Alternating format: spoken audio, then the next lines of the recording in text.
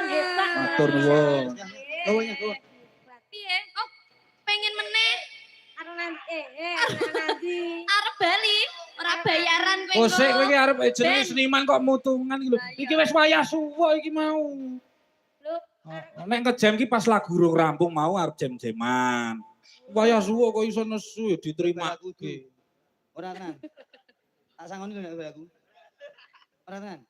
Ya wis ora apa-apa. Rajake nesu. Vitamin nduk iki. pas awakmu pas entek lagune. Oh, pas entek lagune kok. Wis sak seneng wis sak bagianmu. Enggak apa-apa, kita bukan saudara. Kok iso ra saudara. Seniman kok mutungan lho. Mutungan. Are aku karo kowe kanca plek. Gak saiki gak. Gak kanca Biyen iki saiki gak. kanca kentel. Ora kental. Wis udah encer Wis saiki. kaya umbel. Matur nuwun Mbak Risa. Sampun, Nggih. Bapak Ibu sedaya mawon. Matur suwun, matur suwun. Yo, Kembali ke tempat. siap. Ono menghibur lagi. Iki saya ono Mbak Novia karo Mbak Risma Windy. Ayo, loro sisan. Heeh, yo sepoti, Cok. Ah, iki ono Mbak Novia karo Mbak Risma. Nah, sakjroning. Langsung.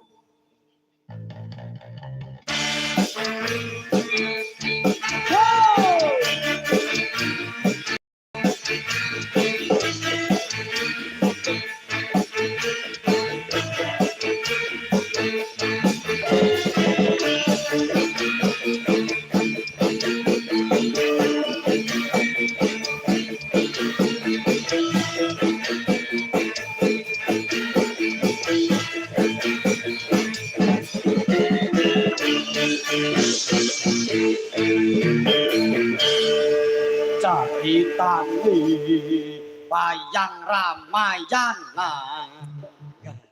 Apa kuwi lagune? Judulnya Pak Lurah kan lho.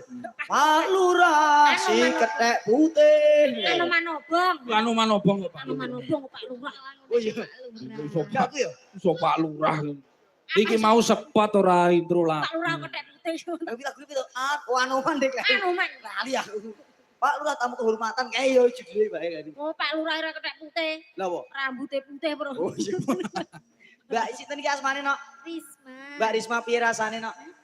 Tok piye rasane piye Mas De? Jare nganten anyar. Oh iya. Bener to tekokku. Nganten anyar Bu lagi sepasar wis mangke nyambut gawe.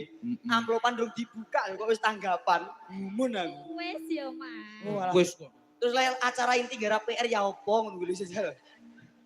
Piye Dek rasane Dek? Lah. Wis tau wis biasa. Luar biasa. Dek ben tak warai mosok ya gak paham. Nembang Oh, ya. ya kaya ngonoan barang.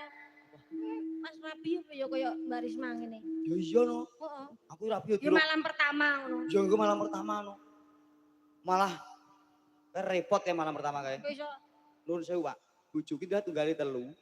Jek sak omah karo maratuwa. Lah, mbarepe bojoku wis duwe bojo, bae yo ijeh. mane kok iso Malam pertama ku rame. Mas aku turu ki ning kamar dhewe-dhewe. Lah kok kamare kebek enek beras, enek mie gula lengo. Akhire turu ning ngambil bawa ning jero omah dadi siji.